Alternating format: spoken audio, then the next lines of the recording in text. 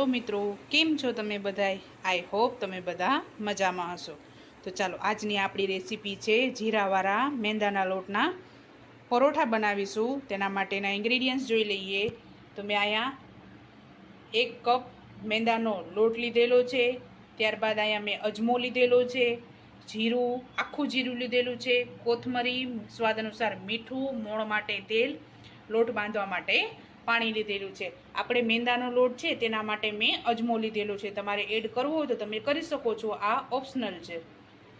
તો ચાલો હવે આપણે સૌપ્રથમ લોટ બાંધી લઈએ. તો ચાલો આપણે સૌપ્રથમ લોટ બાંધી લઈએ. તો એક બાઉલમાં આપણે મેંદાનો લોટ લઈ લીધો છે. આને મેં ચારીને જ લીધેલો છે.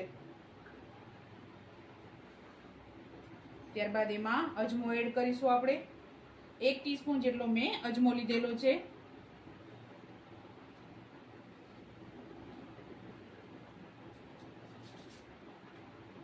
ત્યારબાદ આપણે 1 ટીસ્પૂન જેટલું જીરું એડ કરીશું.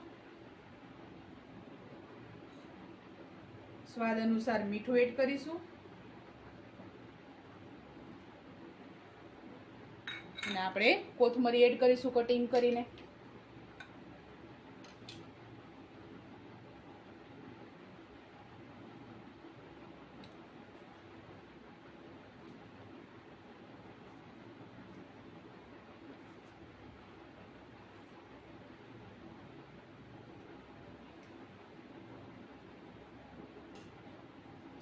આ બધું આપણે મિક્સ કરી લઈએ.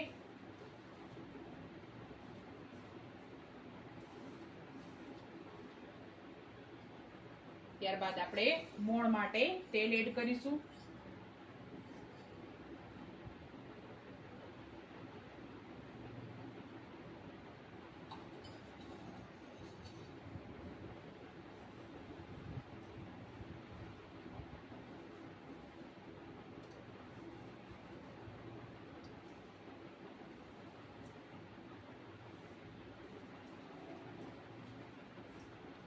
ચાલો હવે આપણે પાણી નાખી અને લોટાનો બાંધી લઈએ.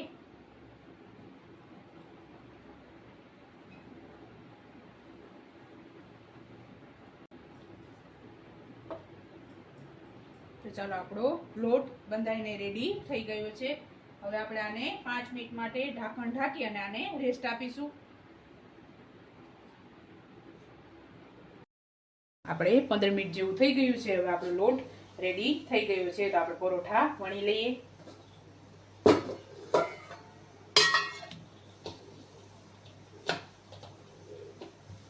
આપણે આમાં થોડું તેલ લગાવીશું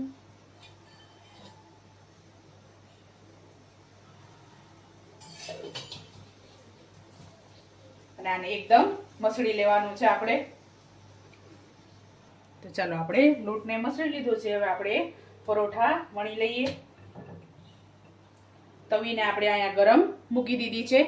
તો ચાલો આપણે થોડોક કોરો લોટ લઈ અને આને પરોઠું વણી લઈએ. આપણે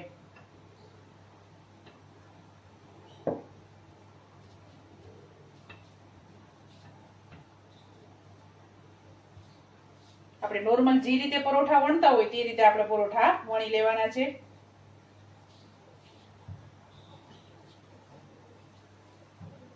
તો ચાલો હવે આપણે આમાં થોડું તેલ લગાવીશું.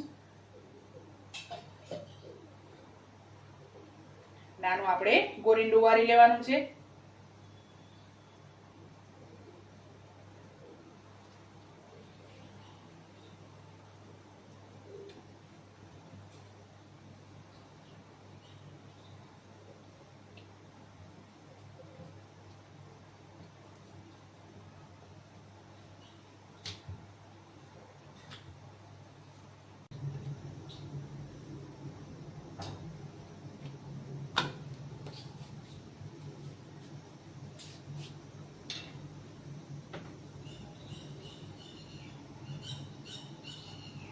અને આપણે મીડિયમ ગેસ ઉપર જ પાકવા દેવાનું છે.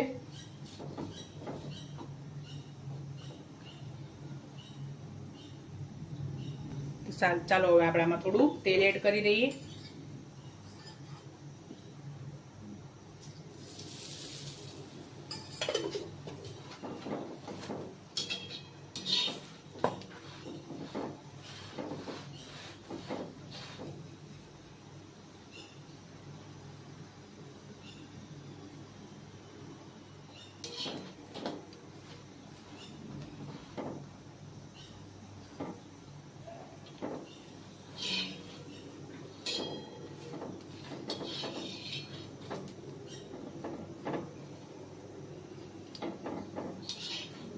ચાલો આપણું બીજું પરોઠું પણ રેડી થઈ ગયું છે. તો ગેસને બંધ કરી લઈએ અને આને સર્વ કરી લઈએ.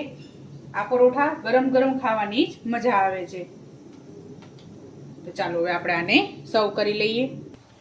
તો ચાલો આપણા મેંદાના લોટના જીરાવાળા પરોઠા રેડી થઈ ગયા છે. તમે પણ આ જ રીતે બનાવજો અને મને યાદ કરજો. મારા વિડીયોને લાઇક, શેર અને સબસ્ક્રાઈબ કરવાનું ભૂલતા નહીં. તો ચાલો મળીએ નેક્સ્ટ વિડીયોમાં.